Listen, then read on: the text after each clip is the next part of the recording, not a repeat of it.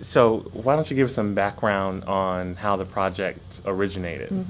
Okay. Well, it was about the time we were approaching Brown versus the Board of Education, and I knew that the university had small media grants for technology, for filming, and I thought, well, let's see if we can get on film some older adults who had overcome oppression and were resilient. So we got a small grant to film and began pursuing a snowball sample with NASW. Did they know older adults who had overcome oppression? And we were referred to leaders in the community, like Gus Swain, who had been at NIH and was the first graduate of the University of Texas School of Social Work. And we went from there. I know you've had other students pursue these type of oral histories Well, that's as a well. very good question because it's a multi-purpose and multi-person project. So my teaching assistant, who was South Korean, interviewed in the Korean American community. And John Gonzalez, who is a Tejano, interviewed in the Mexican American community. And colleague Harriet Cohen interviewed in the Jewish American community. And for many people there was overlap because one of our people who lived in Mississippi who had never faced anti-Semitism until she became an advocate for black rights. And then people wouldn't play with her children and those types of things, but she went on to be part of these panels of women who went around the state speaking for integration. What were some of the central questions that you started with? What we wanted to do was get a picture of the early nurturing and family life, as well as what happened as children went off to school, and then if they went to university, what happened with that. And then what they did in their careers as well. So the questions range across the life course. And that's a central component to an oral history anyway. Exactly. And we also knew that there were many frameworks for this kind of narrative questioning. And we found one that fit very well with the 4 levels of oral history and how they were intertwined. So when someone is telling you their story, it isn't just a personal account. They're telling you about the structural things that are happening in society if your questions go there. And there were at least 2 types that I remember of the questioning. So you had one that was in the studio, and I remember John did his in the school system. He actually took his interviewee out into the field He and did. some recording out in the School field. was named for him, and he goes back and shows his report card how he's failing because he couldn't speak English when he starts school, and how he was sent to the principal and letters were sent home. And so he ends up, the story, we call it GED becomes PhD. And was the head of a Houston school district and commuted for his doctorate to UT. And the school is a special needs school in Austin named for him. And so John decides to get all his memorabilia and insert it into the film. So you see the report card, you see him at the school with the principal of the school of that time, and his being a mentor in the school, and he visits and helps all the young people see that they can be whatever they decide they want to be. Schools, and I was already in the 9th grade, 17 years old, and I knew that I didn't have a future.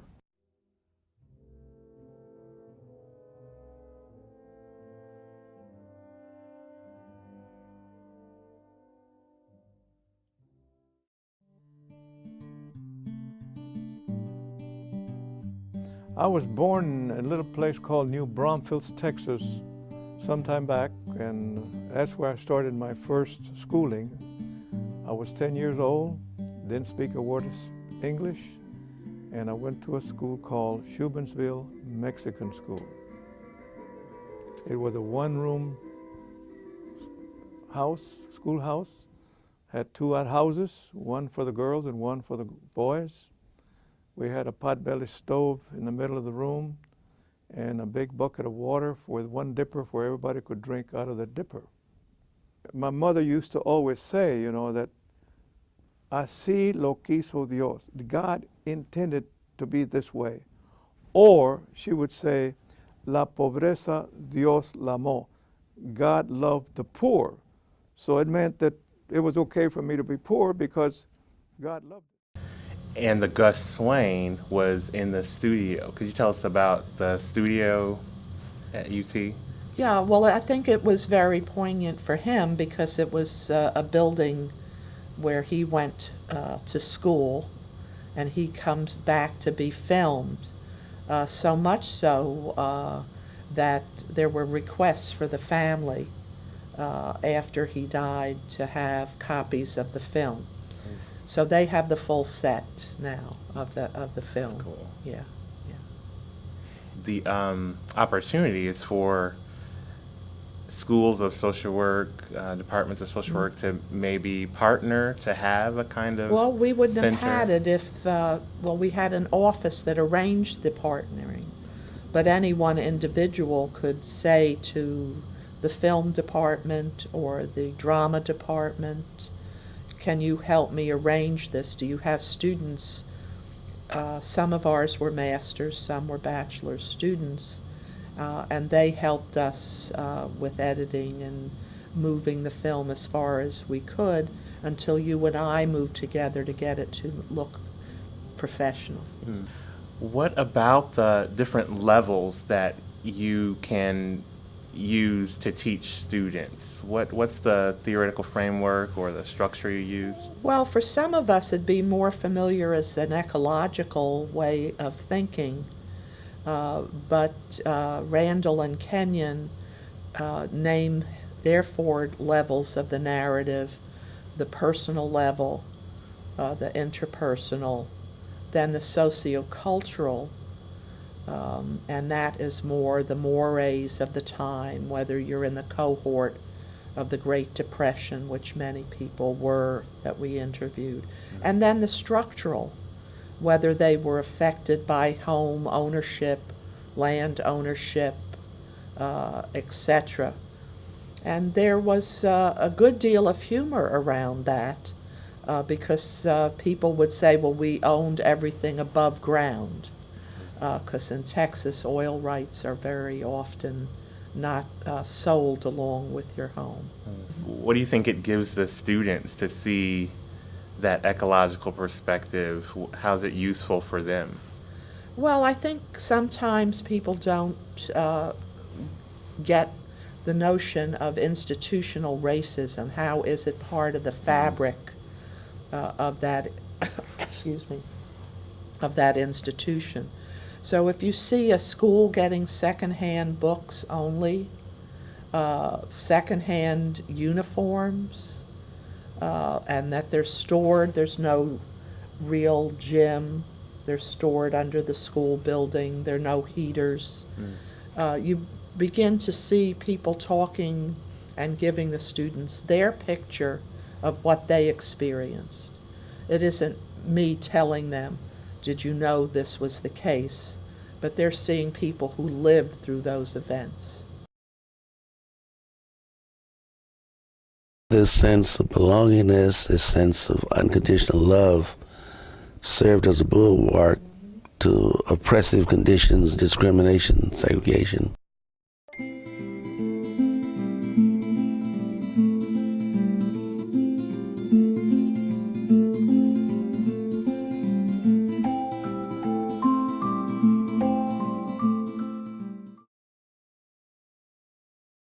Well, thank you for coming today, Mr. Swain. We're Well, really pleased to have you. It's certainly my pleasure. It's just another one of my attempts to give back to the school in some way. Well, we appreciate that gift because, as we were saying before the cameras rolled, that sharing life stories really is a gift to the community and to the School of Social Work. Let me just tell you a little bit about this project. It's been a 2-year journey for me, learning about resilience from people who have overcome adverse events. It may have been the Nazi Holocaust, it may have been a difficulty in their personal life, it may have been discrimination or oppression. And from each person I learn about their strengths and their influence on their family and their community, and what they have done to be successful despite the adversities. Sometimes we're asked as we do these interviews, does that mean people are heroic or that policy shouldn't be overturned? And so we want to begin by saying, yes, negative policies should be overturned, and critical events about discrimination and oppression we wish didn't happen. But if they do, we want to know what's inherent in the human being that makes them successful despite those things. So that's been the journey, and thank you for being part of that. Well, I can say that having lived almost 77 years, that I think I have a few comments to make about the issue of resiliency, about coping, the mechanisms of coping. So from age 2, or the period between 2 and 3, and particularly at 4, when this aunt discovered that I was on the school ground, because across the road was this one-room schoolhouse where my aunt was a teacher. So she petitioned my mother and my grandmother to allow me to enroll in school formally because I was on the playground all the time. So at age 4, I began my formal educational process, the pre-primer. So I virtually grew up on the school ground, which put me ahead of my peers in terms of grade level. Additionally, my peers were pretty much always older than me, because except for the 6th grade, where I went to live with an aunt in Seguin, this first cousin's mother who had divorced and remarried, and part of the 7th grade, where I grew up in Seguin, Texas. But the balance of the 7th, excuse me, was spent at this same one-room school that had all of 7 grades from the primer through the 7th grade. But could you describe the school a little bit for us? Was it a segregated school? Well, yes.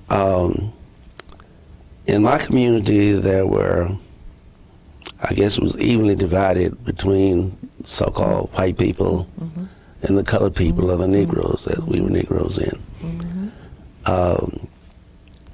Maybe there were 300 total in this population. But it was a community that I think antedated the integration movement, because there was some miscegenation. As a matter of fact, my grandmother's father was Anglo. My grandmother's mother's father was Anglo. There wasn't that much consciousness. No friction that you're remembering then. That's right. When the young white boys who were not related in some kind of way were in a little fisticuffs with my brother, my cousin, and me, and they'd say they're going to tell their parents, we just say, we're going to tell our parents too. Okay. We'd swim naked in a little gin tank together, and there was just no sense of differences except when school started. That makes a lot of sense. One of the important components that I bring to this project is to conceptualize how the course interaction is going to be enhanced with the media. And that's an important piece about how the media actually provides a specific picture for the student in the words of a person who lived it and maybe brings it home to them a bit more. Well, let me back up a minute, because I think sometimes you might not realize that very early on, when I learned about course construction from you, you were beginning, before the current EPAS, to already have certain inputs and outcome measures, so that we might know as we constructed a calendar that the student got this message. Do you understand what resilience is? Do you understand how to apply critical thinking to that? So as you talk more about the products that have outcome from this, I think that's important to underscore, that it's part of curriculum construction, how to use the competencies, how to measure, all can be achieved through the use of media. It's another way to do that. How does the project emphasize resilience, and why does resilience come up really as an important component? Okay. Well, we believe that resilience is an innate, natural part of a human being. And that's important in the project because we expect the research to come up with evidence of that. And so some might say, oh, that's a bias in research. But what we want people to do is tell us in their own words what occurred, that if there was a difficulty, they overcame it with help of the family very often, with help of their own problem-solving abilities.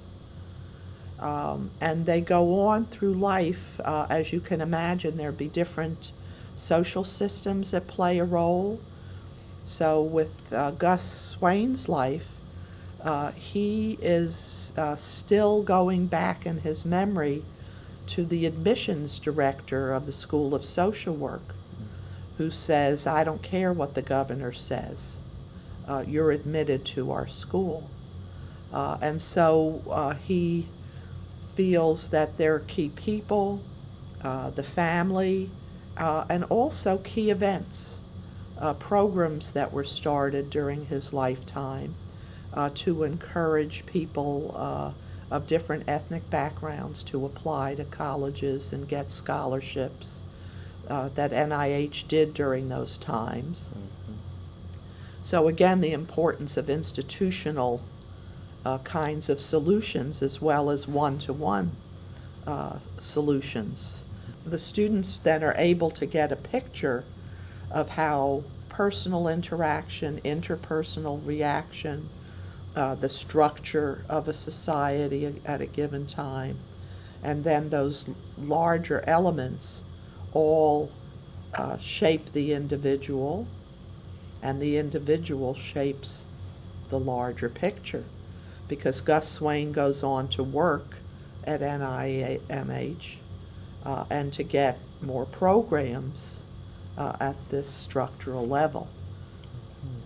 And that makes a lot of sense to me, knowing just a bit about your work with resilience and breaking out the different levels that it's not just the interpersonal resilience or the personal resilience. There's some factors there, but there also is the need for a community in some way, social-cultural pieces and structural pieces.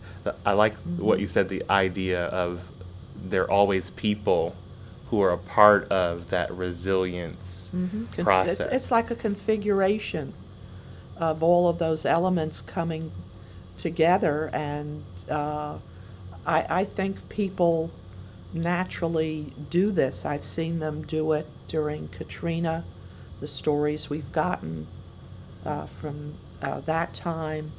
I've seen that happen in Holocaust research, or in some of the strafing incidents in Israel.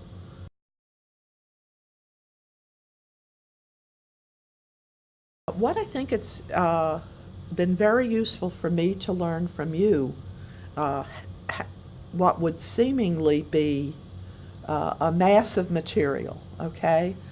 Because this project ended up with all of these transcripts, many tapes, many films. And so we need to know from you how it can end up being a course, how it can end up being a book. So tell us more about this method. What are the elements of the method? It begins with your typical, lots of people know, especially educators know about ASK, the ASK model. That's one way to say it. In social work, we talk about it as values, but it's attitudes, skills, and knowledge.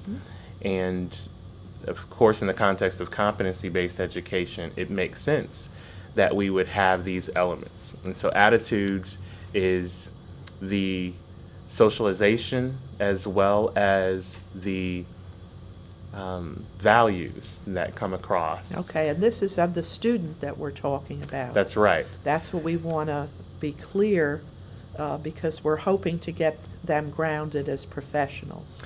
And that is an important point, because it's student-centered teaching, but really looking at behaviorally. So the attitudes are, what do you want the student to be when they're out in the field? I mean, really the ownership that they take. Identifying as a professional social worker is the competency. Then the skills, what do you want the student to be able to do? And then the knowledge, what is it that they know? What we're trying to see is, how do we get from a seemingly research project, a book, a film, to something students actually can do when they get in the field, and you take us on that route. So you're going from values and socialization, but you want them not only to think about it, but what, as I see, what professionally they will be. Can you tell us more about that?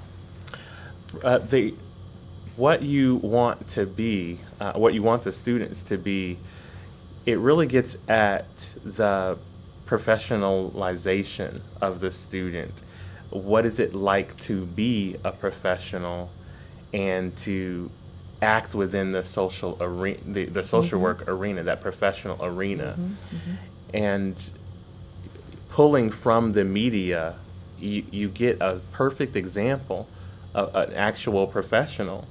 You can see how their story may parallel your story, and especially in the context of the work that we've been doing, the resilience, seeing how these individuals were able to be resilient within their context, and then being able to reflect personally as a student on that story. So you're saying in Oral some is what ways it we're is. not as real people to them as hearing somebody who actually went through the critical events and talked to them about it. I think that's An attitude changer, perhaps, because that's what we're all struggling with in the field of education. there's a perception the student has when they enter the classroom. You're the teacher, and maybe you're an example of some things, but an example of resilience, maybe not so much, or an example of a pattern of a social worker even, maybe not so much. But being able to see real people, and it's their perception of the real person out there in the field, that really gives them another element Okay. of the socialization.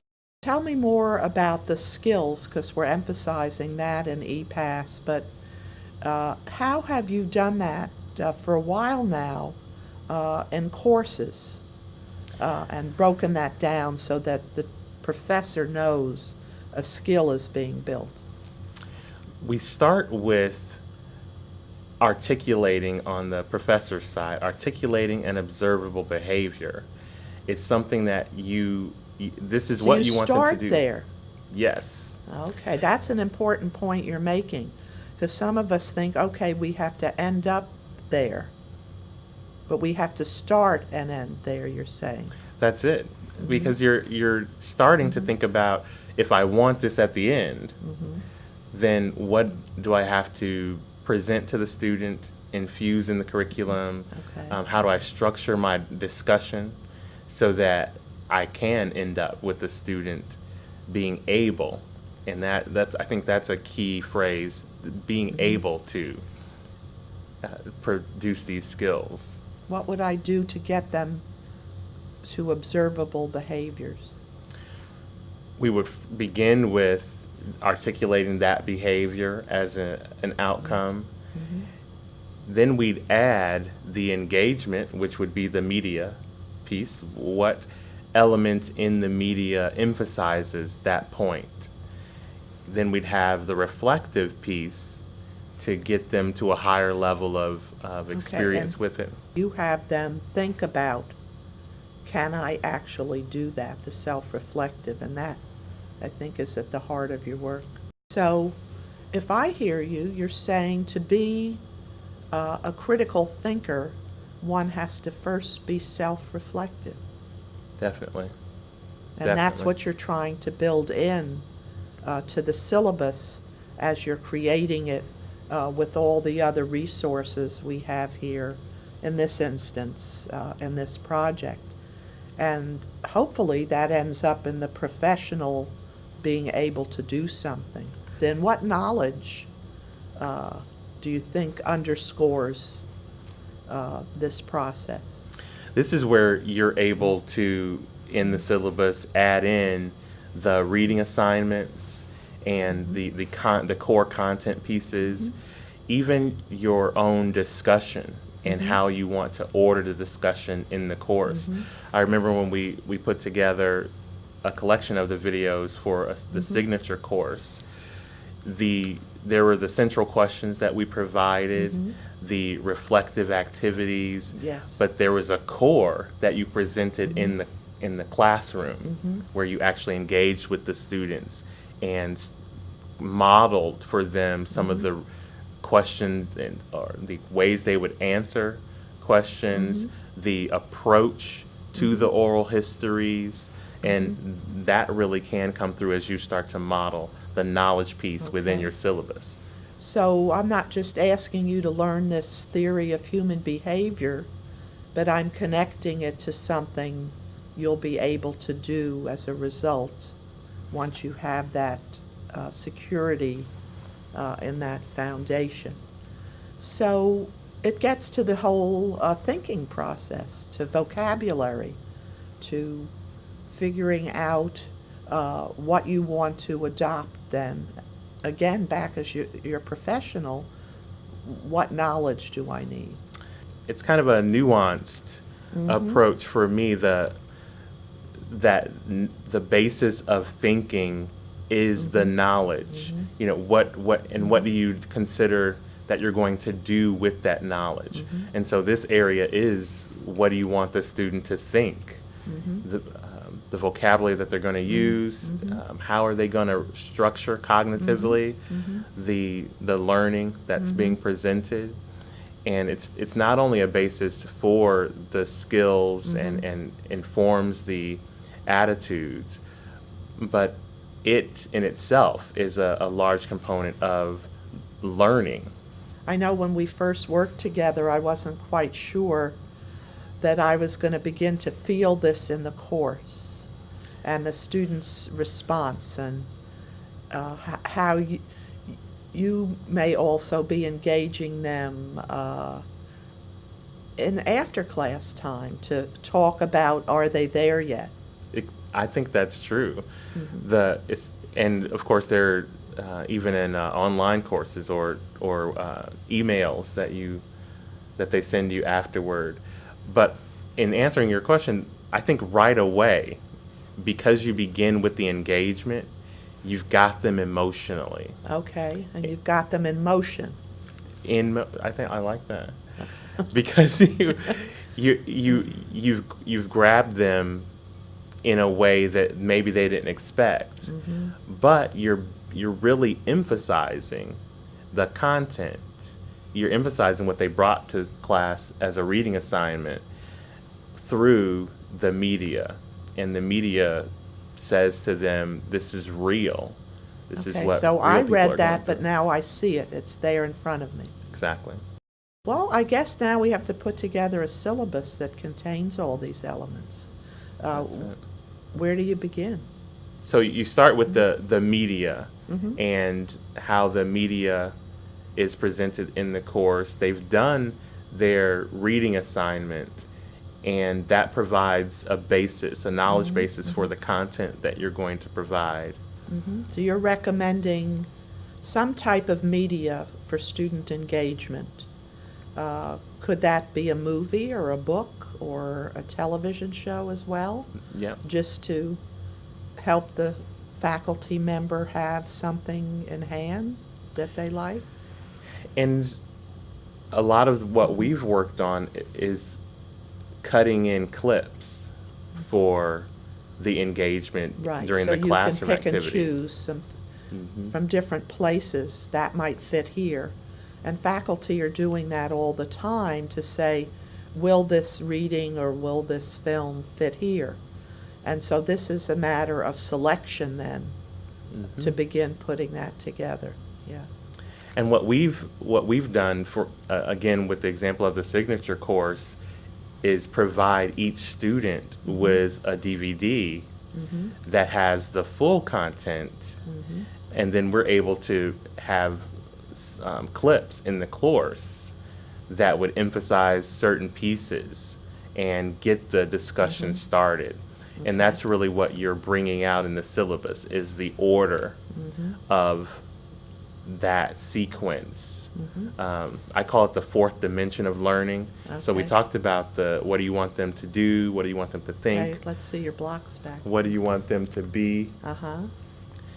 and the fourth dimension is the sequence, and that's what you're bringing through in the syllabus, is how do I build those components Okay. every class period with the media, with the discussion, the Okay. content, and then the writing assignment to bring it all Okay. together reflectively. All right, so every class period, and I really like that word, brings us to mastery, as a sequence to mastery.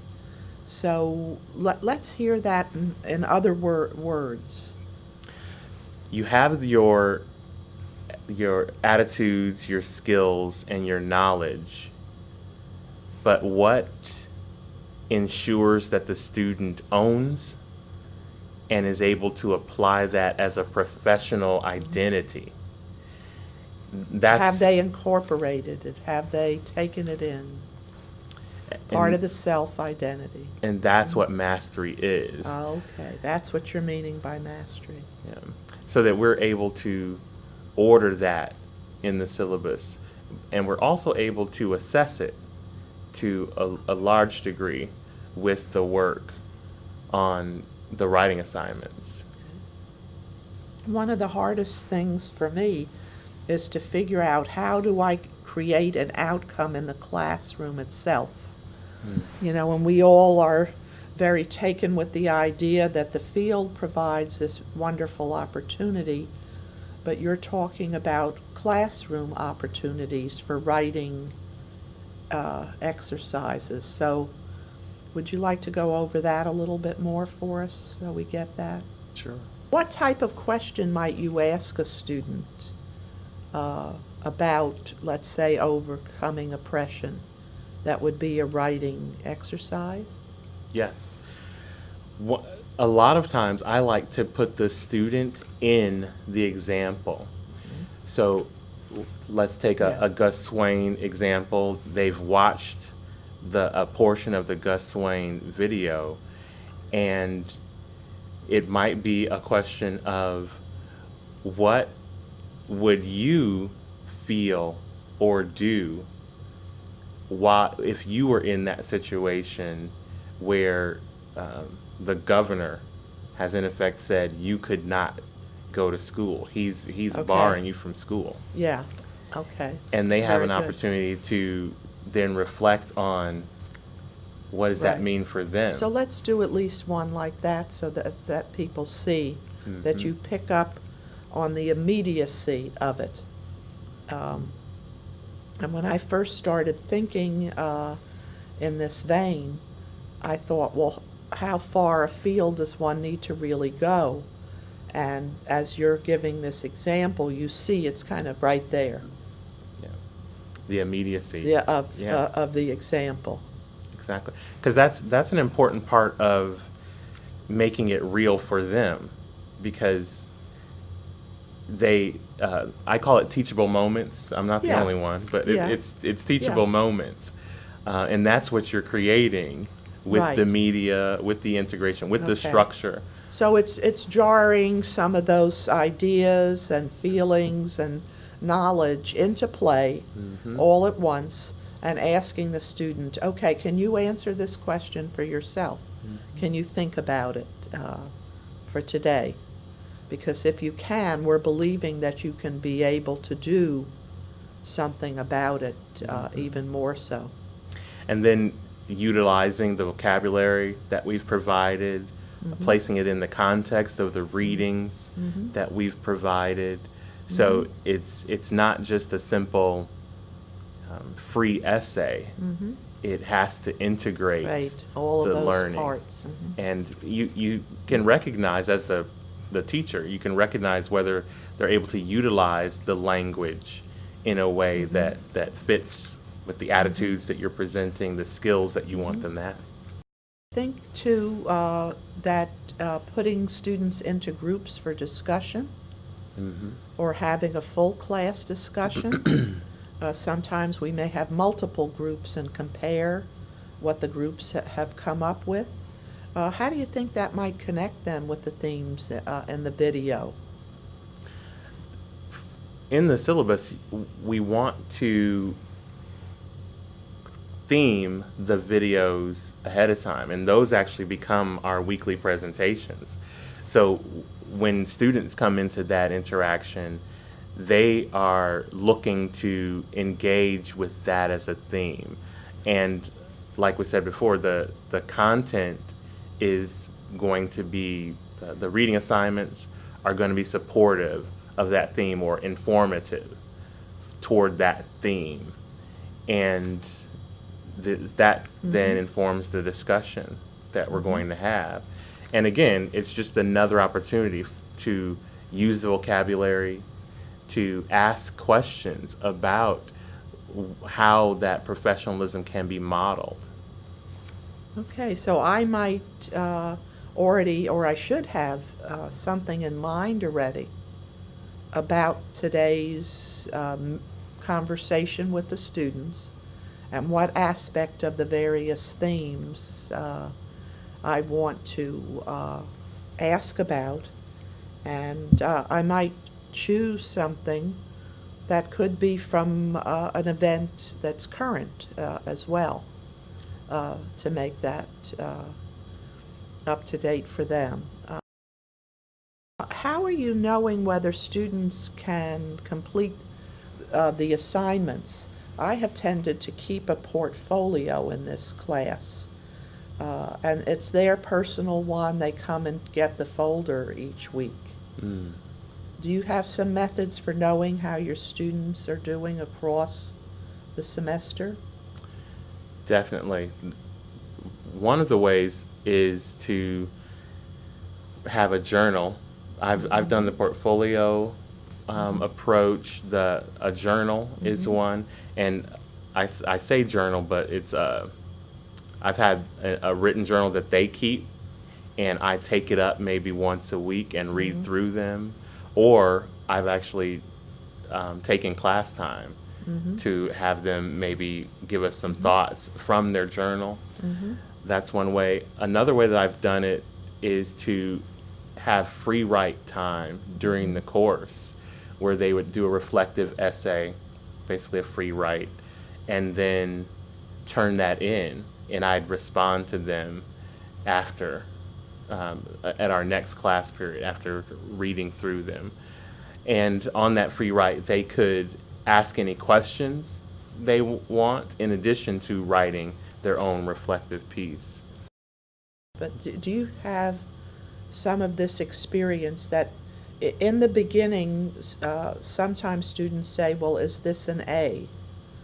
And so we have to also talk about mastery being their A. Do you find that as well? Always, always. And I actually make that presentation at the beginning of every class. And I present it as a hope. My hope for you is that you lessen your grip on desire for an A and move more toward desire for mastery and integration of your professional self with this knowledge, the attitudes and skills. Okay, and so sometimes I will say to students, if you can feel that growing for you, that's akin to resilience, and maybe you're beginning to be in touch with that. So assignments can actually accomplish that in the classroom. Well, what else do we want people to know about this kind of teaching method? At the core, of course, is content. Right. So where do you begin with that? Do you let students know this is what you're going to learn, and then this is what I'm teaching you? And yes, the syllabus actually provides them, because it has a presentation of the learning activities, which are the attitudes, the knowledge, and the skills. All of that's presented on a calendar at the first class on the syllabus. So they have an ability to move ahead as they want to kind of gain a perspective on the larger course, and then to move within that course as a method of staying current, but also moving in the progression of the course. And that's the challenge for the professor, is to, it's especially what you just said, the idea of making the course itself resilient, is to create the structure so that it moves the student supportively toward mastery. Educators understand content as building, and that's our job, is really to build piece by piece, build their knowledge. self-confidence that they are getting this information and can use it. At the end, you're talking about skill application. Definitely, definitely, because it's important that the student can, even in the classroom, has an opportunity, like we talked about before, with a think, pair, share, or sharing of a writing assignment, presenting maybe a bit on their journal, their free write for that day, that they're able to put themselves in that position of mastery. And during those times, I'll even give feedback about how that mastery is developing. And of course, we have typically a final project, and that might be a compilation of their essays over the semester, and then maybe they do a revision and produce it as a large paper. Or it may be a presentation where they stand up and talk about the resilience that they've experienced and how it compares to an example from the media that we've used. Okay, so there's the daily project that builds, and then maybe something in the middle or at the end or both that allows them to kind of nail it down, so to speak, in a bigger kind of format or presentation. And so you're beginning to feel comfortable that the student should leave your class ready for the next one. The steps are repetitious, but the content keeps building. Right. So you learn all of that content, but you're using these steps to be sure that the mastery is occurring as best as it can. I think ultimately it frees for example, I hear some professors say, I need my time before class to prepare for class. And I think that working your syllabus this way gives you a sense of having the total semester mapped out. And I like what you were saying earlier. There are moments where you'll add in some current events that you might want to infuse into the discussion, but you know exactly where those elements can be positioned for the best return on the knowledge, attitudes, and skills of the student, because you're able to map that out ahead of time. I think that's the big opportunity, and then that allows you to integrate the media that you've produced, but also, as you say, the current events. What are the learning implications and products? Should we summarize what you think those are? We've completed CD-ROM accompaniment pieces for books and added elements. Typically, the accompaniment CD-ROM is extra materials that didn't fit in the book or something like that. But the new opportunity, what we're experiencing, what we're producing, is a supplement, a media enhancement of the book content. And it drives the content in a way. Exactly. That we feel can engage and have a positive outcome for mastery. That's it. If you remember when we first started, the central question for me was, how do you think this content would best be taught in the classroom? And so our attempt through the media is to provide the tools for an educator to take the book, because the content's going to be in a book, but what other supplemental materials would support the professor to present the content in the best way for students to learn it and to latch on to it, to remember it, to really truly engage with it.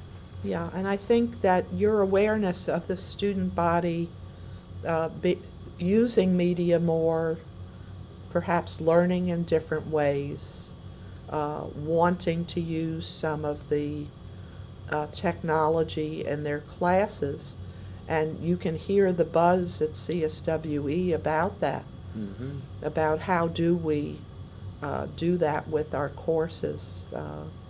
So I think those are the many products that can come out of it, and we're just beginning to measure how that affects student learning. Stories, oral histories, they provide a rich narrative that the student can use to compare to their own narrative and maybe place themselves in different contexts to reflect on how they would react, and then ultimately to reflect on how that applies to them as a professional. Well, as we're coming to the end of this, I think what's most important for me to add is that when the professor can get a colleague to collaborate on such projects, that is still another outcome and a richness that I've experienced with you, and I thank you for that collaboration on that, because it brings all of our work, to a different place.